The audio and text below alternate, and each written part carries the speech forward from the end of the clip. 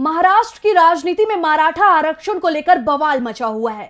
शिंदे सरकार के खिलाफ मराठा आरक्षण की मांग लगातार तेज होता जा रहा है। मनोज जारंगे पाटिल ने एक बार फिर शिंदे सरकार की मुश्किलें बढ़ा दी है। जारंगे ने एक बार फिर शिंदे सरकार को चेतावनी दी है, जिससे महाराष्ट्र की राजनीति में भूचाल आ गया है। तो क्या कहा है मनोज जारंगे पाटिल ने, देखते हैं इस रिपोर्ट में। मराठा आरक्षण का चेहरा बनकर सामने आए एक्टिविस्ट मनोज जारंगे पाटिल ने महाराष्ट्र के शिंदे सरकार और मंत्री और ओबीसी नेता छगन भुजबल को चेतावनी दी है। मनोज ने कहा कि अगर वे मराठा समुदाय के लिए मांगे जा रहे आरक्षण की राह में बाधाएं पैदा करते हैं तो हम मंडल आयोग को चुनौती देंगे। जारंगे ने ये भी कहा कि जिन लोगों ने पहले से ही खुद को कुनबी समुदाय का साबित कर दिया है, अगर सरकार ने उन्हें सर्टिफिकेट देने का आश्वासन लागू नहीं किया तो वो 10 फरवरी से नए सिरे से प्रदर्शन शुरू करेंगे। मनोज नासिक में मीडिया से चर्चा कर रहे थे।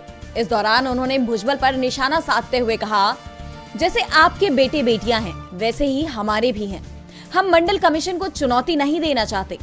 तुम भी जियो और हमें भी जीने दो, लेकिन अगर हमारे आरक्षण के रास्ते में बाधाएं पैदा की तो हमारा धैर्य खत्म हो जाएगा और हमें मंडल आयोग को चुनौती देनी होगी। आपको बता दें, महाराष्ट्र सरकार के आश्वासन के बाद छगन ने कहा था कि मुख्यमंत्री ने फिलहाल अधिसूचना जारी कर दी है, लेकिन मराठा समाज को लेकर जो आश्वासन दिया गया है वो मुझे नहीं लगता है कि कानून में बदल पाएगा। 16 फरवरी तक आपत्तियां मांगी गई हैं। मैं महाराष्ट्र के ओबीसी और अन्य समुदाय के सभी शिक्षित लोगों से अपील करता हूँ कि वे लाखों की संख्या में इस फैसले के खिलाफ आपत्तियां भेजें, ताकि सरकार को पता चल सके कि इसका दूसरा पक्ष भी है। इस दौरान जारंगे ने विपक्ष और राज्य सरकार को भी चेतावनी दी है। मनोज ने कहा कि 10 फरवरी के बाद वे किसी की बात नहीं सुनेंगे। जारंगे ने ये साफ कर दिया कि अगर अध्यादेश लागू नहीं हुआ तो वो 10 फरवरी से आमरण अनशन करेंगे और इस बार ये आमरण अनशन सख्त होगा। उन्होंने कहा कि मराठा आंदोलनकारियों के खिलाफ दर्ज आपराधिक मामलों को रद्द करने की भी मांग पूरी नहीं हुई है। लगभग 3 दशक पहले मंडल आयोग की रिपोर्ट के आधार पर ही शिक्षा और सरकारी नौकरियों में